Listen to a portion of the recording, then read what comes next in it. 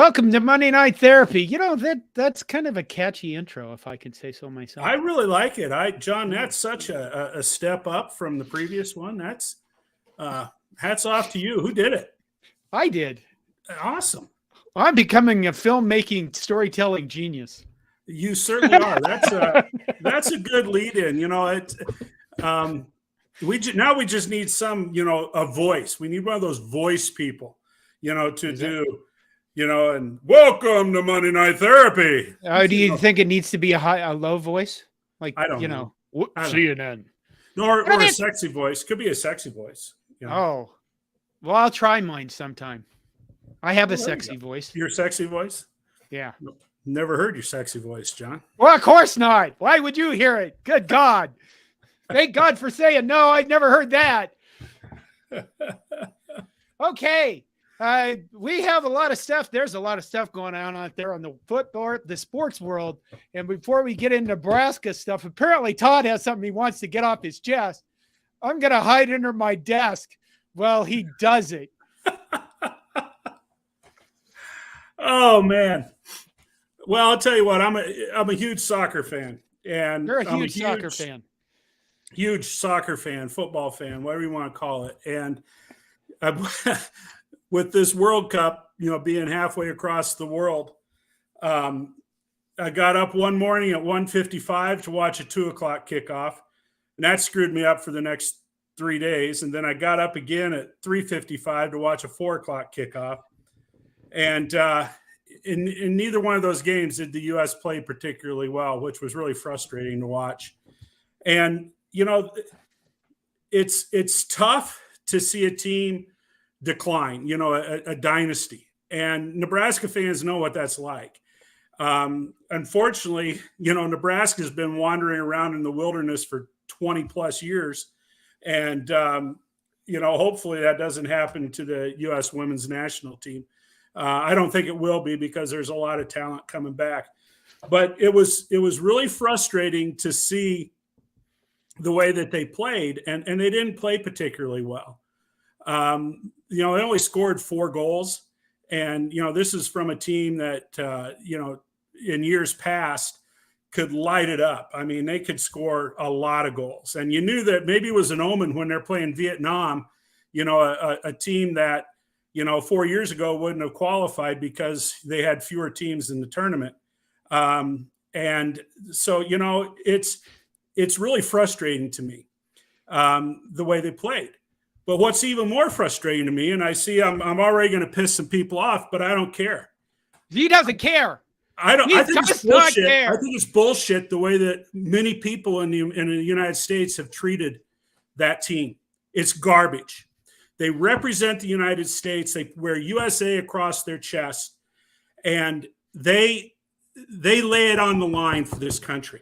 And if you don't like Megan Rapinoe because she's gay, or if you don't like Megan Rapinoe because she stood up and fought for women's rights or equity or equal respect with the men's team, then that's your problem. But she has dedicated her life to representing this team. And this bullshit about the national anthem is garbage. You watch any sporting event, and the athletes, when they're lined up, I don't care if it's on the baseline. I don't care if they're along the sideline. I don't care if they're at midcourt. They're not all singing the national anthem. They don't. Go to any high school football game in the United States of America. Go to any college football game in the United States of America. And you got stadiums packed with Americans there, and they're not singing the national anthem. So don't give me that crap. Is that what people are angry about? They didn't sing the national anthem? That was the first thing after the first game. They were saying, oh, they're not patriots. They're not singing the national anthem. Bullshit. Bullshit. A lot of those people's minds are elsewhere. Those athletes are preparing for a game. There's a lot of nerves for many of them. Now, did Megan Rapinoe take a political stance? Yes, she did. Did some of those other women take a political stance? Yes, they did. And it's no different than what John Carlos did back in 1968 in Mexico City and Tommy Evans. It's the same thing. We got problems in this country when it comes to equity. And people are going to stand up and draw attention to it.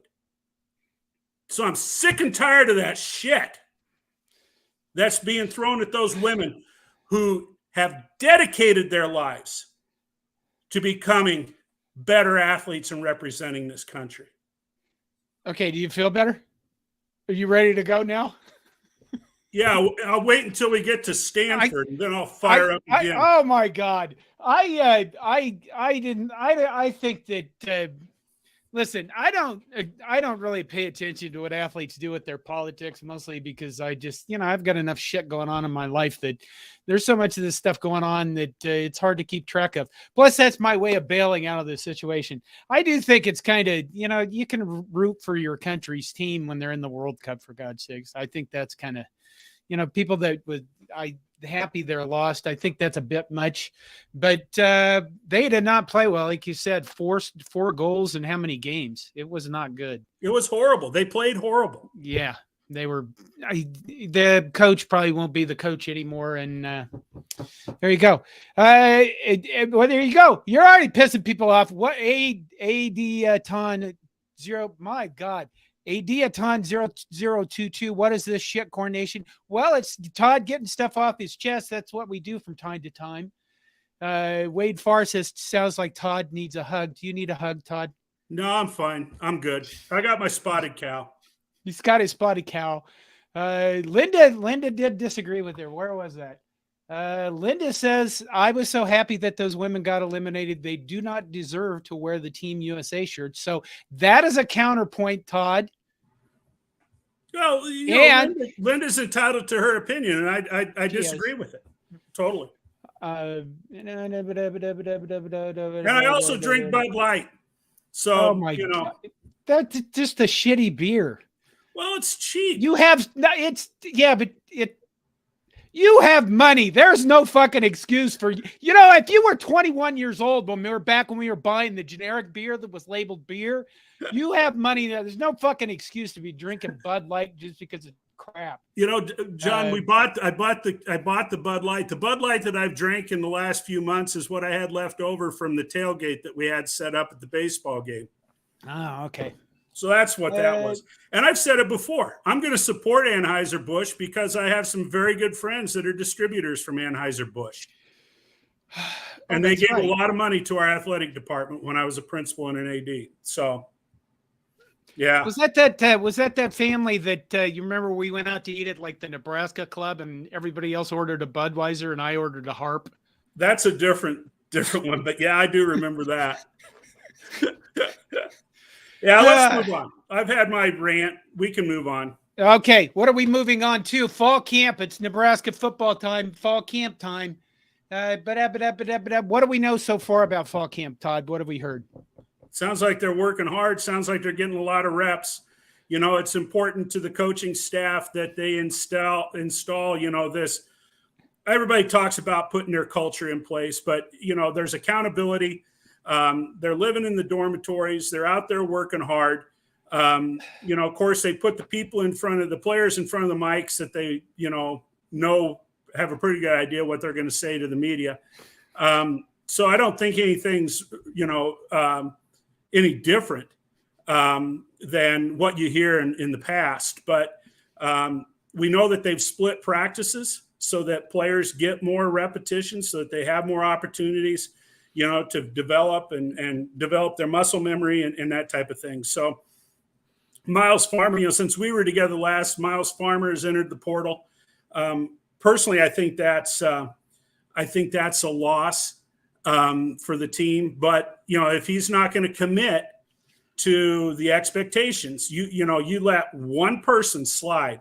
If there's one person, especially one of your starters, that isn't as held accountable like everybody else, that can be a cancer on the team. So I wish, I hope Miles Farmer does well where he's at. And, good luck to him. I am bummed that Prochaska apparently is hurt again. Yeah. So I don't know. It seems like every once in a while you have one of those players that comes in, highly with a lot of accolades. Fedoni. Hopefully, Fedoni stays healthy, but it's too bad because Teddy Prochaska came in with a lot of promise, and he's a home state kid, and damn, you'd love to see him out on the field. Well, we got, let's see, it's an open competition for the place kicking job between Timmy Bleakroad and Tristan Alvano, the new guy. And Bashini is competing with those two for kickoff duties. There's been a lot of talk about the offensive line and how I was supposed to let you start the offensive line thing to make up for your ranty bit. Hey, what? All talking. The offensive line is looking a lot better. They're looking like they actually have a strength and conditioning coach that knows what he's doing. They look like they have power. They might have some more movement. The one thing that here's the thing. I haven't seen anybody mention or talk about Nurdin Nuili. I mean, I know that he's still there, but you know how the coaches mentioned this guy and they mentioned that guy and they mentioned this guy. The coaches really haven't brought him up. And I'm like, what the hell is that about? But have you heard anybody single out any of the offensive linemen other than the fact that Prochaska is hurt? I mean, they talk about him as a group. They talk about him in general terms that they've all slimmed up, that they're all moving quicker, that they're all moving better. I'm not sure that I've heard anybody single out the offensive linemen. Well, that's true. What did we had? We had the who was it? Jerry DiNardo and the Big Ten Network guys show up and say really nice things. Yeah, and have Gary DiNardo say something nice about Nebraska doesn't happen all the time. Are you sure? Well, I mean, he's said positive things in the past, but he doesn't. I don't think that Gary DiNardo sugarcoats things, and I don't think he says stuff that isn't that he doesn't see.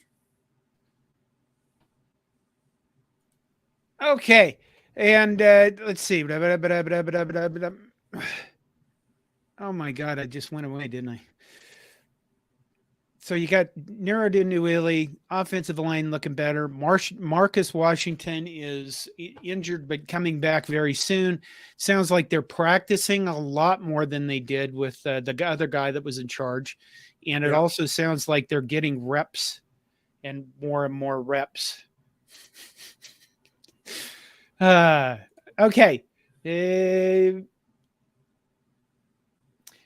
Let's see. Charles Hullett says best off-season pukers title is now held by who? I think it's held by Colorado. I saw a mention the other day of something that was going on, like Colorado's. They were mentioning that I don't know, their team was working really hard and stuff like that. Whenever you see, I don't mean to move this to Colorado completely, but they've posted some more video of them practicing, and honest to God, they look like a high school team. It's almost to the point you feel like they're setting people up. Like that's they go, what we're going to film. We're going to film so everybody look horrible. But at the same time, they go, hey, everybody look tiny.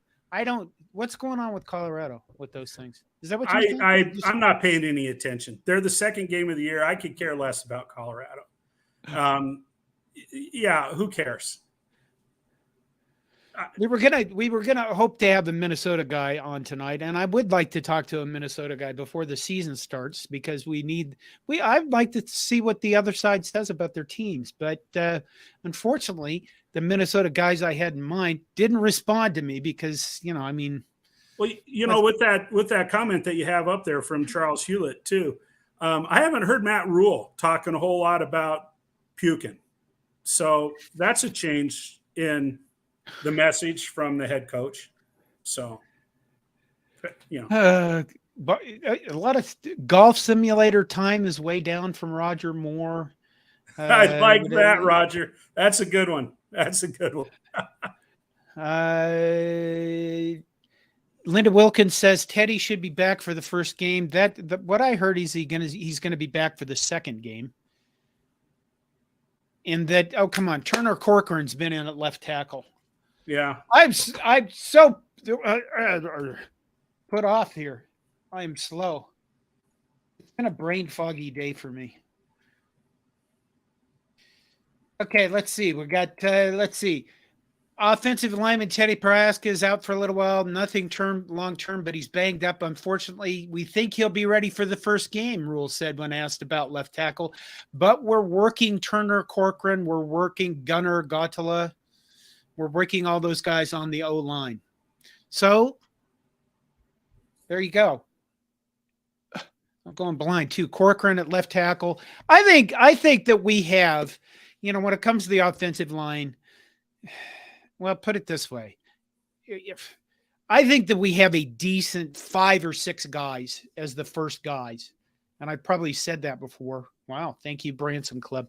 But for example, if we lose Ben Scott, the center, the guy that's going to be the starting center, I don't know what they're going to do as a replacement.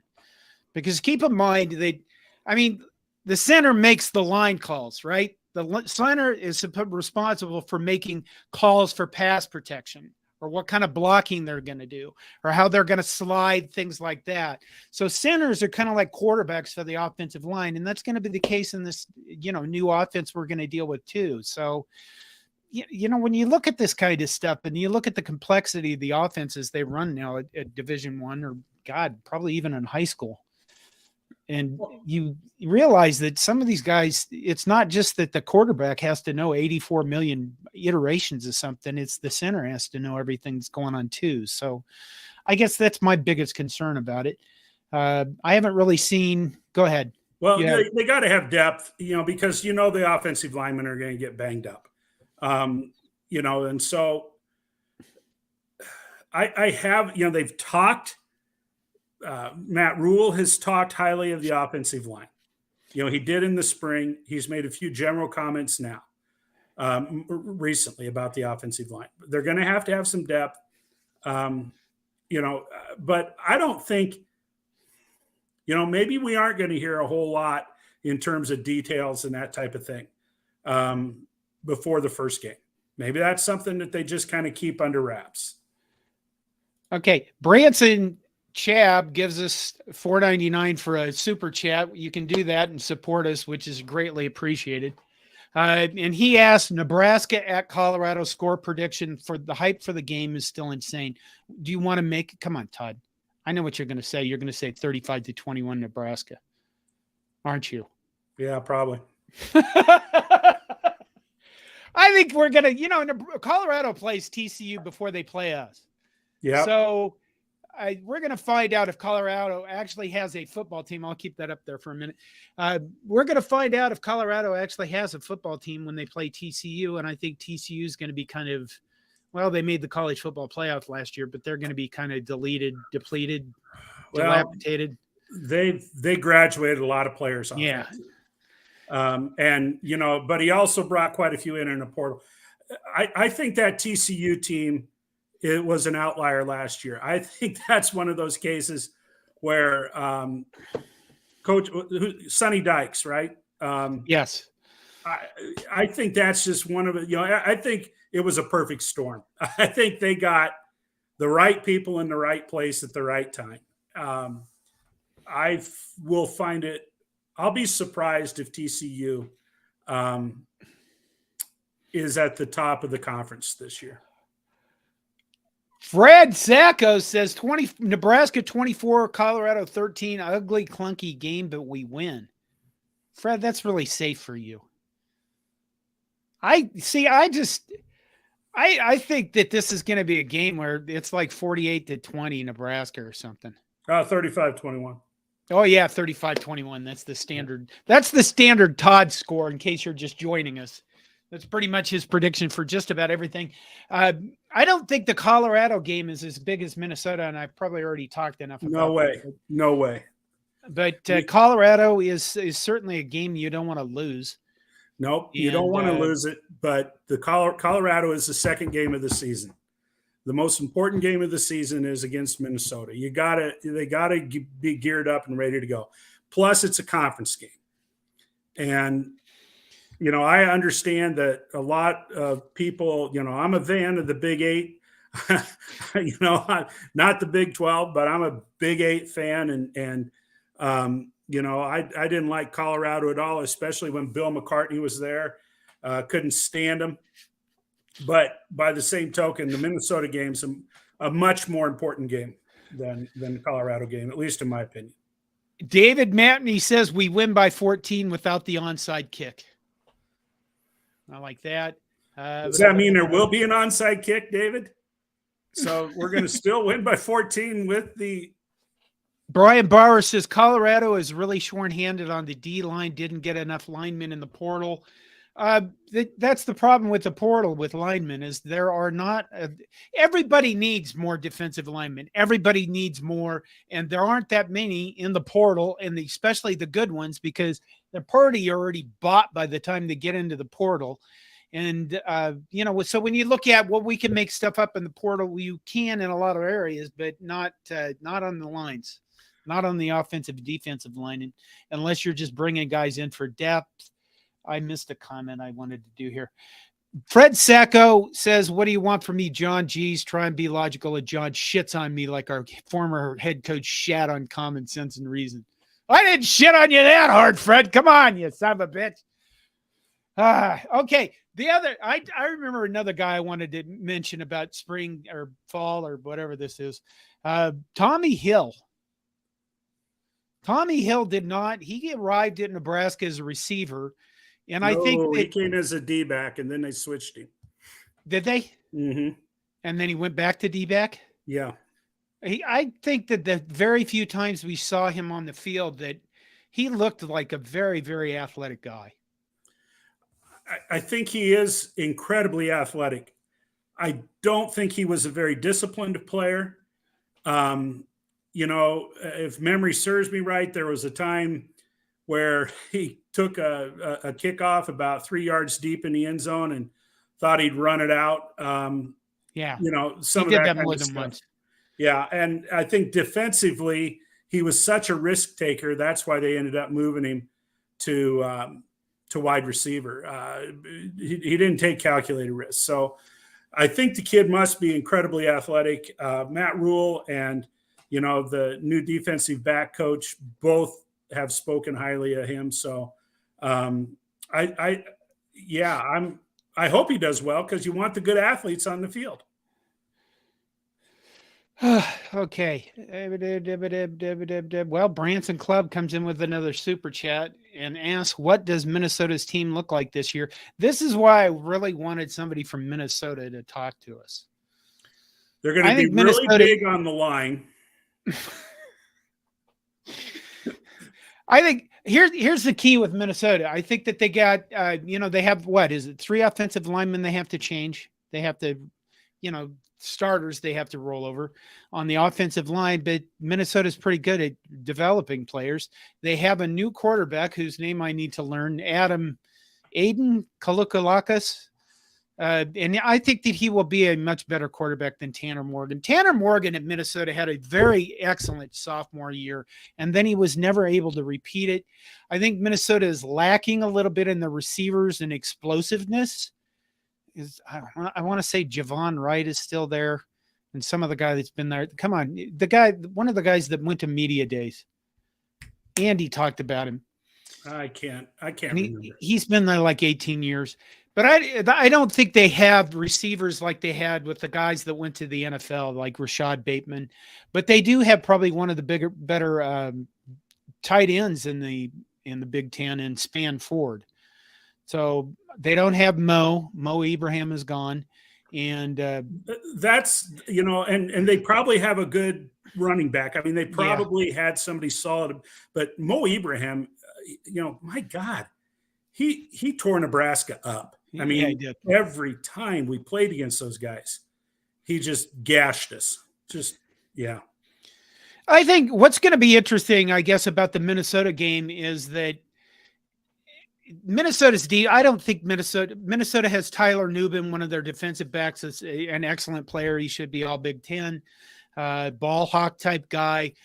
What we're going to do against Minnesota is going to be very interesting. I bought my 6 tickets. So me and my family will be at the game, And Todd will be at the game. We're hoping to set up a tailgate area where people can come find us. I'm just trying to get the logistics figured out on that. It is on a Thursday night, so I might as well start tailgating on like Monday and not go to work and pay taxes and be rebels. Well, I'm riding the train, so it's going to have to be your tailgate. So we're going to have to use your tailgate. Well, we're going to probably use a Minnesota person's. I'm going to sell him on this by saying, yes, you can abuse me in front of all sorts of people. And he will go for that. But I think what we're going to see against Minnesota, I think, is going to be the offense that, I mean, what are we going to do with it? How are we going to approach their defense? And this is one of the things that kind of frustrates me. And we don't get to go see this team practice. Everything that you and I, other than the spring game, anything that the vast majority of Nebraskans have access to was the spring game and secondhand information. So hell, I don't know what we're going to do against Minnesota. I hope that we come out and I hope the team plays very, very physical. And I hope they don't kick an onside kick on the first play. I hope they play well-disciplined football. That's what I hope. Okay, Dion Pryor says we probably onside kicked the first play against Minnesota. You know what? If we did, I'm just going to die in the crowd. That's what's going to happen right there. I can guarantee that pretty much. Oh my God, the pain of even thinking about that is kind of causing some issues. Fred Sacco comes in with, you can abuse me in front of all sorts of people, the Northwestern hazing motto. Correct, sir. Very good. But what are we now? I can't do math, Todd. I had a hard day. 31 minus 7, 30 minus 23 days away, 22 days away from football. Real football, that'd be about right. Football. What else we got? How about 24? 24. Okay, that sounds good. Somewhere in there, how many sleeps? Well, Michaela M comes in with 23. She obviously can do math better than me. Let's see. Roger Moore comes in and says, can we at least try a fake field goal? That's the other thing. That is the other thing about this team is going to be interesting is they actually appear to maybe have a little bit more focus on special teams. So maybe like a fake field goal. Did we ever try a fake field goal in the last 5-6 years? I can't recall one. I don't think we did because somebody went, oh, we have to kick now. And somebody go, who's actually on special teams? And then a bunch of guys would run out there and the punt would go to the wrong side of the field and you'd lose a game. Okay. Charles Hellett, in defense of Northwestern, no bananas were used in the hazing. Thank God for the bananas and people who are banana activists. And James Marshall, line play is everything against Minnesota. Even in a loss, we can rest assured that this will be a good season if they can at least hold their own up front against the Gophers. That is really what the first game is so important for, is watching that and seeing and saying, okay, we played well. We lost by one score. God help me. Causing myself chest pain. I don't want to lose by one score, Todd. I just don't. Well, I kind of going back to the fake field goal and that kind of stuff. John, have you watched the Netflix Quarterback? I watched some of it. I thought, I'm not a huge NFL guy, but I've always been a Kirk Cousins fan. And Patrick Mahomes, oh my gosh. I found it really enjoyable, but something that really stood out to me is how much fun the Kansas City Chiefs have with their offense. And, for every game, they've got gimmick plays. They got goofy plays. They got fun plays where ring around the rosy kinds of stuff, and they break out. Wouldn't it be fun, if your college team had a bunch of those kind of gimmick plays? Now, it would help to be good. I mean, that'd good. Yeah. Todd, if they get good, they can add a spinner. Yeah, that'd be really neat. I can do. Okay, early on, Linda Wilkins said, "Okay, John, I have a tasking for you or Todd. I need one of you to get a hold of Trev, and if need be, jerk a knot in why we cannot get sound in the press room." I'm not. I'll be honest with you, Linda. I'm not sure what you're referring to. You probably should send me an email about that, and I can forward it to somebody. But I'm not sure. By the way, I have as much pull as Todd does. I don't think that's very much. Let's see what. Okay. David Madney says, if we are up by 14 and do an onside kick, I want a refund of my Corn Nation channel membership. By the way, you can join the channel and you paid like $1.99 a month so we can buy coffee once in a while. And if we're up by 14 on onside kick, I will give you a refund, David. I will cry. I won't make it out of the stadium alive. By the way, did everybody see the Montgomery truck, the brawl that happened? No? The casino brawl? No, it was like a boat dock thing. Yeah. Outside casino. It's honest to God, like a whole bunch of people decided to become the biggest. I love the guy that swam across the water just to get there. He didn't want to miss out. The neat thing about it, I mean, the writers and the actors are on strike, but people are not on strike unless they're hitting each other. I mean, that's the dumbest. If you want to be entertained with 83,000 different camera angles, look up Montgomery Dock Brawl. I think it is Montgomery, Alabama's. Okay, go read that. Fred Sacco said we had a lot of gimmick plays too. If we will run a wide receiver screen that goes for negative yards to start the game, I will burst into flames. Yeah, Fred, I will burst into flames too. I will absolutely combust if that's how we start out the game. What? Wait a minute. I put that away.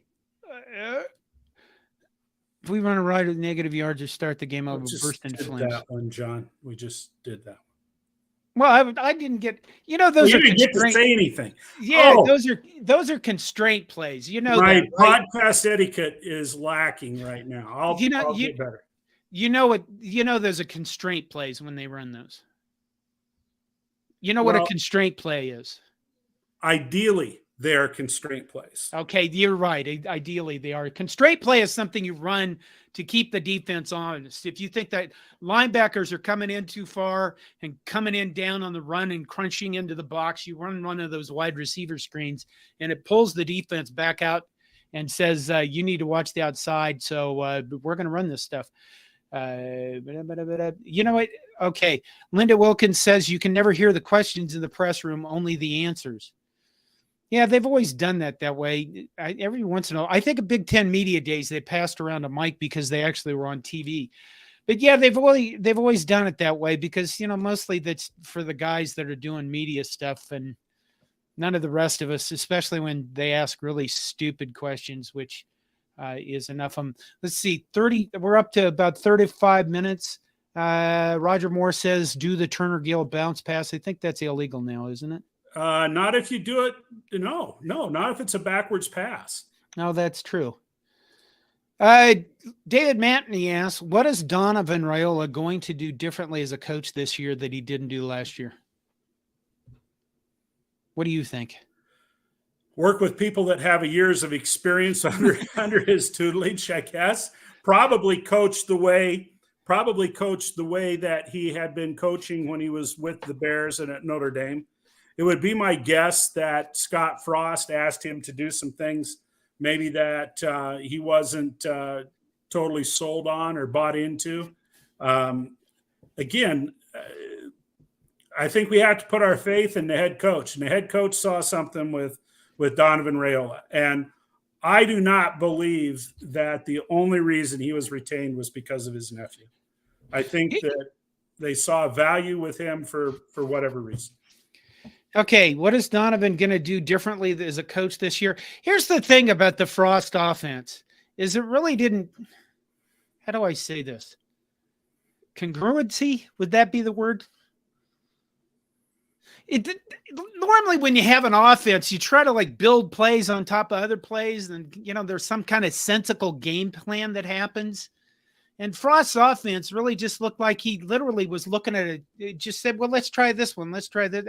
Honest to God, I talked to people that know offenses a lot better than I do. And they said that one of the problems is none of it really, the plays didn't connect to each other. Right. There was no connectivity. They didn't. It wasn't a system of offense. It was just a bunch of plays put together on the field. Plays. Yeah. So complementary football. There you go, MK. Complementary football. Oh, somebody said that. Good. Yep. Incongruent. Yeah. I think the thing about Donovan Royola is he's going to have a coach that probably actually makes a game plan and let everybody know what it is. And they actually have like a thing that they're going to go into a game and say, hey, everybody, this is what we're going to do against this team now.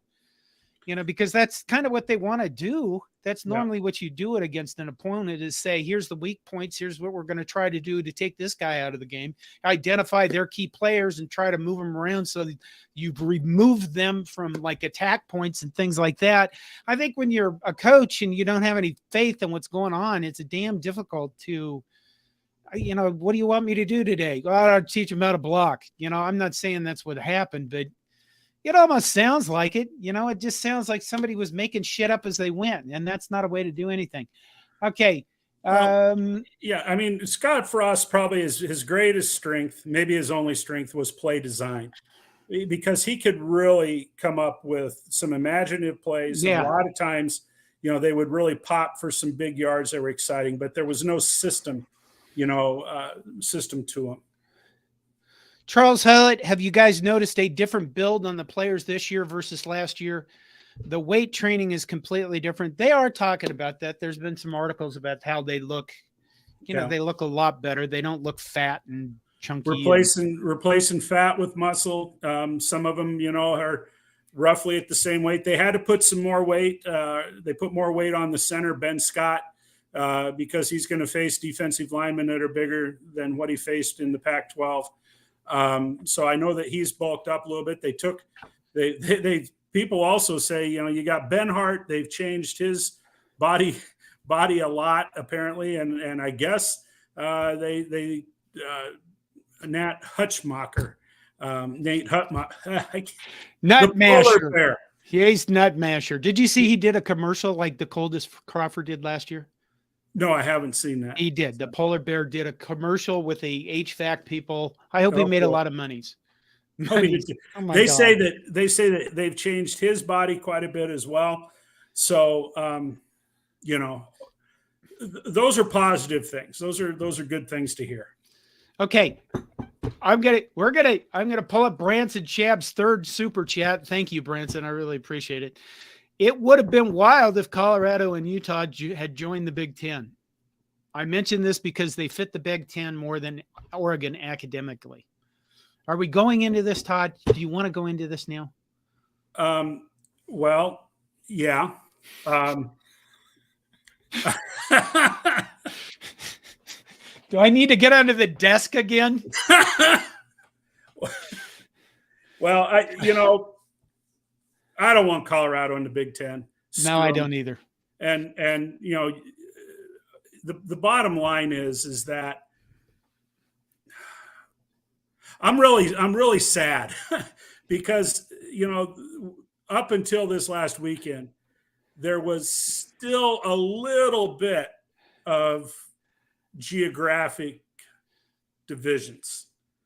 And I understand that the Big Ten went from Nebraska to the Atlantic Ocean, and the Big 12 basically did too. But, I hate to see the Pac-12 gone. And it just bothers me to no end. But what really frustrates me, it's Fox and ESPN, NBC, CBS, they're driving all of this. And that's no surprise. We've been through that. Everybody knows that college sports is a business. TV money talks, blah, blah, blah, blah, blah, blah, blah. But I think the thing that really pisses me off the most is that you had a conference that sat out there, and I know a lot of people can argue this, but Pac-12 was called the Conference of Champions. Right. And all of these decisions have been made for one thing and one thing only, and that's football. All of it. And there's a hell of a lot more to college athletics than football. Yes, football drives it. I'm not stupid. I get it. I completely understand it. But when you look at what has happened, you have taken the most successful athletic conference in the United States, the most successful Division I athletic conference, and destroyed it. Wait a minute. Okay, I'll let you go for now. The number one college in the United States in terms of national championships, NCAA national championships, Stanford, 123. Number 2, UCLA, 118. Number 3, USC, 107. Number 4, Oklahoma State, 52. Well over half of those were wrestling. My point is, those schools made up an incredibly successful competitive conference. You also in the top 15 had Cal at 10 and Oregon tied at 13. But what bothers me to no end is that you've got some, I'm not even going to call them secondary sports. You know, you've got a lot of student athletes that play baseball, play softball, play volleyball, play other sports that chose to remain out on the West Coast because of proximity, so that their parents and so that their family members can see them play. But now you take Stanford. Stanford is out in the cold. Stanford has won in the last 10 years national championships in women's basketball, volleyball, soccer, and they were in the Women's College World Series in softball this last year. Right. No school has had stronger women's athletics in the last 25 years than Stanford. And now what? They get to compete in the Mountain West? That's garbage. They should do well in the Mountain West. That's bullshit. So far, we don't know, because nobody's invited Cal or Stanford anywhere. And the reason for they haven't invited them anywhere is because their leadership is shit, Todd. Stanford's leadership is shit? Yes. There is. When you go look at how the negotiations went down last year or before this, ESPN and Fox offered the Pac-12 a fair amount of money for their games, and they turned it down. Why? The Pac-12 did. Stanford didn't turn it down. Okay, well, you know, they all work together. Understood. You know damn well why Oregon and Washington joined the Big Ten. It's because they got up and went, I'm not sticking around with these fucking morons that don't want to take anything. Exactly. And that's where they are. The Pac-12 leadership of all those individual schools worked collectively together to destroy that conference. Nobody else did that. They did this to themselves by being morons. Well, they did it because they hired inept leadership for the conference. That Scott was horrible. And they acquiesced all of the decision-making to him as well. Yeah, it's their fault that they're in the position that they're in. I'm just trying to look beyond that at some of these other things that are important to people. And, you know, we can sit here and say, oh, you know, who gives a shit about softball? Who gives a crap about that? Well, there are a lot of people that give a crap about that. Yeah, there are. And on the flip side, if you want to see the positive of bringing Oregon and Washington and UCLA and USC into the Big Ten, the positive, holy crap, look at softball. Look at softball. You're bringing in 3 powerhouses. Look at volleyball. You're bringing. Well, you got to name them, Todd. People don't know what they are. Oregon, Washington, and UCLA. All of them have won national championships. No school has won more championships than UCLA. I think UCLA won the last one before Oklahoma has gone on their streak. Okay, and you know, so you've got 3 dynamite softball schools. You got 3 baseball schools. You've got those same schools. UCLA, Washington, and Oregon. Okay. They've been in the College World Series recently, and UCLA's won a national title recently. And so, you know, volleyball, Washington, Oregon, UCLA. Right. I mean, the women's sports in the Big Ten Conference just improved dramatically. Now, on the flip side of that, here we go to the same argument that we had back when UCLA and USC came into play. And for the sports besides football, we have less student in the student athlete equation. It just continues to diminish the importance of academics. Okay, have you heard the latest on Cal and Stanford? No. They're going to join the ACC. They're going to. They're meeting tomorrow. Now, I was on Twitter most of the day. Today, I had a lot of down servers and blown up servers, and I had to wait on a lot of other people to do data moves and things like that so I could work. So I was on Twitter a lot today, and, I insulted as many people as I could while I was there because that's what Twitter is for. But somebody said, why would Cal and Stanford join the ACC? And my response actually was somebody that writes for Boston College. And my response to them was, I don't think Cal and Stanford are joining the ACC.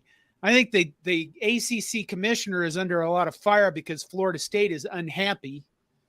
And so if you want to look like you're doing something, say, hey, we're exploring the possibility of adding Cal and Stanford. Everybody has to vote on that to make it happen. And if they vote no, then you're the guy in charge and you say, hey, I tried to do something to get us more money and you guys didn't want to do it. That just sounds like the dumbest move. I mean, the Atlantic Coast Conference brings in what are they going to call themselves? The Any Coast Conference? Both coasts. Both coasts. Okay. I just think Roger Moore, hopefully you had time to insult Iowa. Iowa, I've left them alone mostly. There's new people to go after. We are scheduled to have a full show of insulting Iowa in 2 weeks. Yeah. The 21st, be here, tell your friends we're going to bash Iowa to prepare for the season because, that's something you should do. Probably bash Texas too. Oh my God, we have 17 star things here. Well, the Roger Moore, and then we had somebody ask earlier, are they going to change the name of the Big Ten? No, they're not going to change it. That's the brand.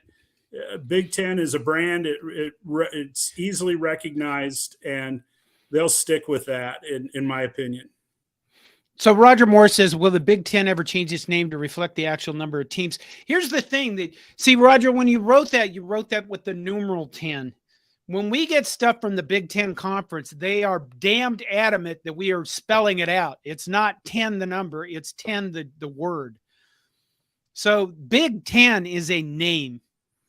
It's not a number. I know this sounds weird to some people. The only reference I've been able to come up with is 7 of 9 is a name. It's not a number. And if you don't know who 7 of 9 is, well, I can't help you. You got to spread your fingers further than that. Okay, let's see. Fred again comes in. Watched replay of John's reaction to UW Oregon editions. It made a lot of sense. My biggest question is, who kidnapped John and made that video? Hey, every once in a while, I can make sense of things.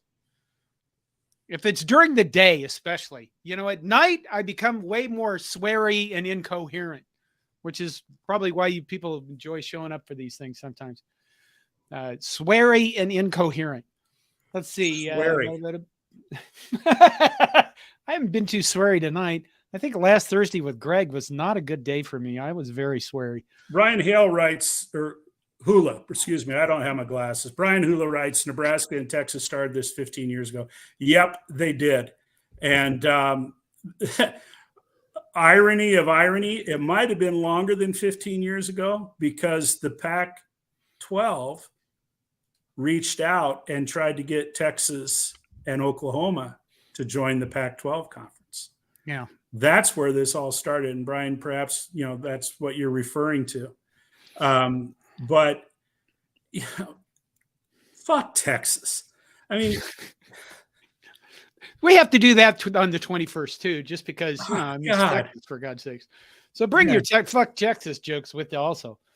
Nebraska and Texas started this 15 years ago. Well, I guess, I look at it and it's been kind of an evolution in college football. I mean, college football is It's the dumbest sport on earth.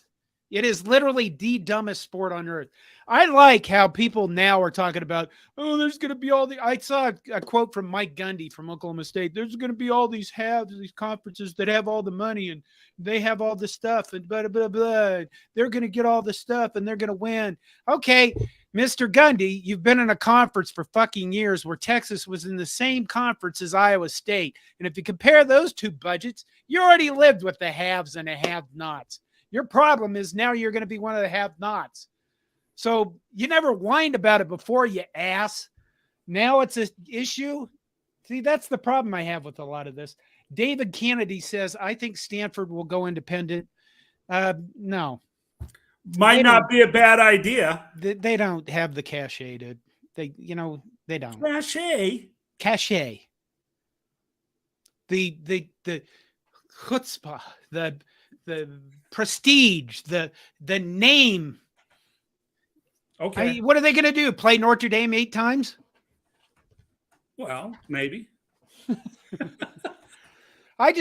Stanford just doesn't, Notre Dame could do that because they've been a nationally known across the nation.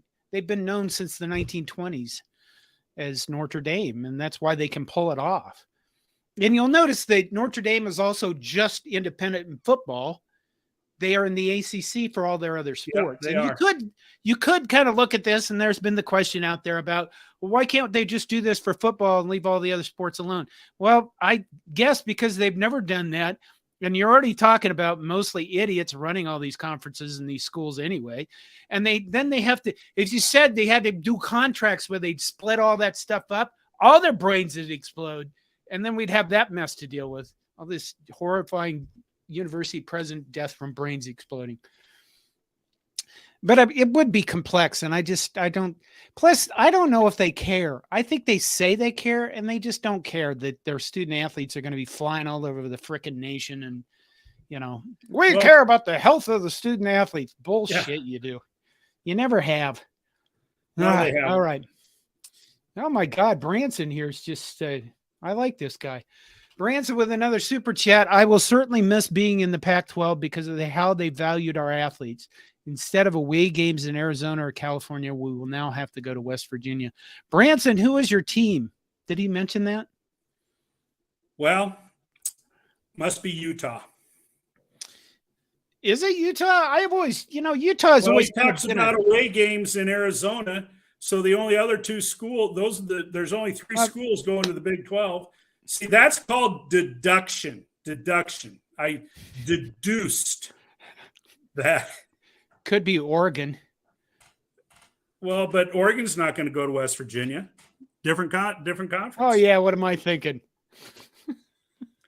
Just call me Columbo. Good job. Do you want to say one more thing? We will now have to go to West Virginia. Well, have you ever been to West Virginia, Branson? I mean, take me home, country road. Well, now let's see of all the people. The place I belong, West Virginia. You're trying to win all those fans back from the beginning. No, I'm not. But I'm winning them back because I'm singing about West Virginia. Ted Hilker says the Big 12 doesn't want Stanford. Apparently not. I don't think Stanford and Cal they don't bring anything to the table. I realize Todd, they're the best schools and blah, blah, blah, blah, blah, and they're academic powerhouses, but they're also complete pains in the ass. So why would you want them? Stanford has somebody in here. I missed the comment. Somebody had mentioned, where is it? Charles Hullett, Stanford struggling with a $36.3 billion endowment. One of the things you got to realize, I think, okay, endowments are usually earmarked for things by the people that endow them. I think that all of the Stanford sports besides football are actually, not all of them, maybe many of these Stanford sports are actually endowed. Yes, they are. Which is why Stanford is not in $472 million of debt, which Cal is, and probably one of the reasons why somebody said we don't want anything to do with Cal because they're complete morons and I want them nowhere near my campus. But The other thing about endowments and things like that is normally they're granted in like stock options and things like that. So a lot of those things have not been realized yet. In other words, they're future gains. So, maybe they only have like 30 billion. What now? Fred.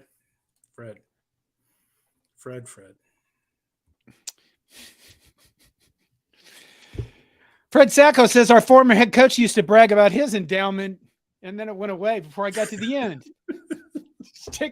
Put it up there and took it off. Okay, what else we got? We went through what those teams are adding to the conference. I do think that Oregon and Washington, UCLA, USC, it's certainly, there's been a lot of people on Twitter. I think I said this in one of my videos. You know what? I said it in the live video. I started with it and I said, one of the most enjoyable things about this conference expansion thing is watching people that are much younger than me whine about change. And that is the part I've enjoyed. I have enjoyed the, not tear jerking, but a lot of the commentators, of guys that were SB Nation guys and stuff lamenting this is ruining college football. And before we end here, I want to ask all 66 of you are online right now. I want to ask all of you, are you going to watch less college football because of this expansion stuff? That's my question to you. And Branson, you can show up every week if you want. Branson Chab comes back with yet another super chat. And he says, I hate to say it, but my school is CU Boulder. I'm not a Nebraska fan. I just legitimately enjoy the Perspectives channel and John's character. Yeah. Does he mean character like Goofy is a character? Or does he mean character because I'm because you do the right thing when nobody's looking. Yes.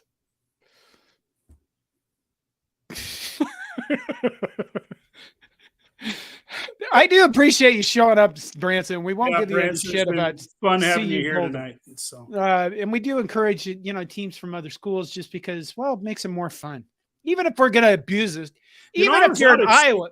I was out at CU this summer, and I know I'm sure quite a few of the people on here tonight have been out there, but what a beautiful campus. What a beautiful setting.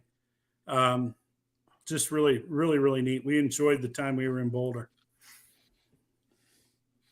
Okay. Brian Barr comes in with Stanford's ban has shown as much ability to block as some of our past offensive lines.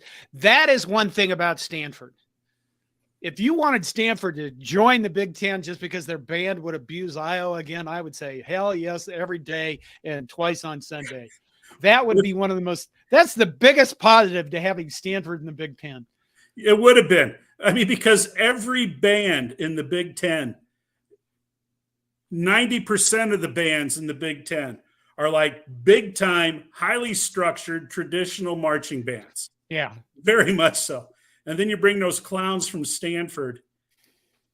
You know what? I'll bet they wouldn't let them play at Ohio State or at Michigan. Bet they wouldn't. Yeah. They wouldn't let them come. They wouldn't let them in there. That's a travesty to bands everywhere. Highlander Gunn says, hey, Highlander man, thanks for showing up. Says, I'll watch if it's free on YouTube. You mean the games? Nothing's free. Although, it's kind of nice to be in the Big Ten and realize that our games will be over the air. I mean, on CBS and Fox and stuff like that. Charles Hullett says, he will watch the same amount of college football. Todd Frank got one. Go ahead. Todd Frank says nope. Dion says I'm just watching Nebraska, and that's where I'm at. We had on some of our internal stuff at Corn Nation that this question was asked, and I've watched less college football in the last 5 or 10 years than I did 15, 20 years ago. And I've got more time, but I'm not watching it. I think in large part of it is because of what's happened with the conference affiliations and that whole idea of, interconference rivalries and some of that kind of stuff. And that's disappearing. It's frustrating for me. I will continue to watch Nebraska play, but I don't think I would venture. The only game that I can remember that I watched start to finish in the last 4 or 5 years was Ohio State, Michigan, when Michigan just beat the tar out of them in that snowstorm. I don't know. Linda Wilkins says, I doubt that I will watch more. Fred Sacco says, I will watch the same amount, Nebraska every week in assorted big rivalry games. There'll be new rivalries, Todd. Purdue, USC, we could look forward to. Oregon, Rutgers. Oregon, Rutgers. Oregon, Rutgers, coming soon to a conference near you. Dion says, I'm just watching Nebraska. Did we already do that one? Fred Sacco says, Branson Chab is a profile John made up, I bet. He seems kind of distracted tonight. Fred, it was not a good day for me. It's kind of like the busker that throws the change in the dollar bill in the hat themselves to get it started. Well, sometimes. Where we got here? Brian Hula, the new conferences will go back to the pods that reflect the past conferences without the low-level teams. They just NFL'd it. There is that kind of concept that this is going to be a lot more like the NFL. Yeah, the Big Ten will be back in divisions in some way, shape, or form, I'll bet you. Oh, Roger Moore says tonight's show score 35-21. I won, didn't I? Yeah.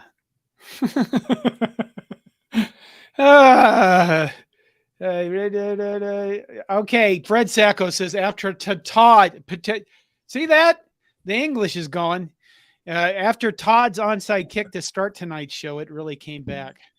So I guess he's complimenting you with a good recovery. We had good material tonight. And I just had to get some shit off my chest because I've been pissed off and I haven't been able to interact with other human beings. So I apologize if I offended people, but you know what? That's where I've come from. So I think that, the thing is, Todd, is we should be able to say this kind of stuff without offending people.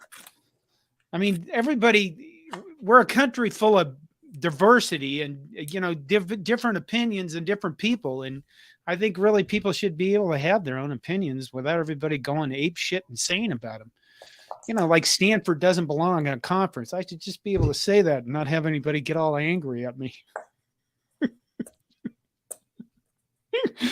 Yeah, I could see the steam. I could see some boiling coming out right of the ears. I'm sure Stanford will end up somewhere, Todd. Well, just to me, I just whatever. It is. Here's the thing. Do you know that from 1905 to 1915, Stanford and Cal did not play football? Cal probably shouldn't be today. No, but they have to pay. How are they going to pay off the $472 million in debt? God, that's horrifying. They did not play football because the faculty and the people that led the universities felt that it was too big. And they played rugby from 1905 to 1915, and then they came back to football.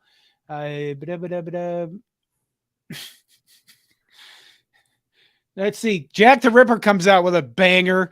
World War III is about ready to start, and you two lady boys are worried about who the second string backup douchebag will be. Yes, Jack.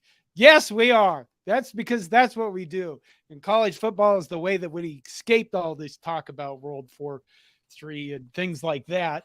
Oh my God. Fred, where did let me see here. Fred Sacco comes in with, Purdue versus USC makes me harder than our former head coach of the side of the Red Hots. Oh, goodness. Jack the Ripper says, I enjoy being offended. So do I. Let's see. Roger Moore says, great shirts and lighting tonight. By the way, this shirt, this is a red Man-Killing Mastodon shirt. And if you'll notice, it's a really shitty design color. The colors don't make sense. I will have a red Man-Killing Mastodon shirt in the store, hopefully within the next, I don't know, probably 3 or 4 days. Okay. We're over our time by 5 minutes. Branson Clark says with one last super chat, thank you. Thanks for a great show. I will be back next time. Well, thank God, because I got medical bills to pay. After this stuff, I'm going to have probably more to pay. So there you go. After Is there what anything else? stuff? After getting all excited with the beginning of the show and hiding under the desk, and is there anything else you want to say, Todd? No, I'm feeling pretty good. Are you? You got everything out of you? Okay. Yeah. Well, we do appreciate all of you guys showing up, and guys and gals. We sure do. Whatever else you want to define yourself as. Bud Light or no Bud Light, thank you for subscribing, or thank you for showing up and supporting the channel. And we'll be here next week. Is it 7th? It's 7th. Next week I will be in northern Minnesota fishing, Todd. So what are you going to do for a show? Oh, I don't think I can run a show by myself. Well, yeah, you can. You can invite Andy and tell him to wear a Georgia shirt, and then you two can have a show together. No promises. Because I would want you to carry on if something happens in northern Minnesota, because I will be with my nephew, and he's a wild man. I understand. Okay. We will figure it out by next week. All right. Good night, Todd. Good night, John.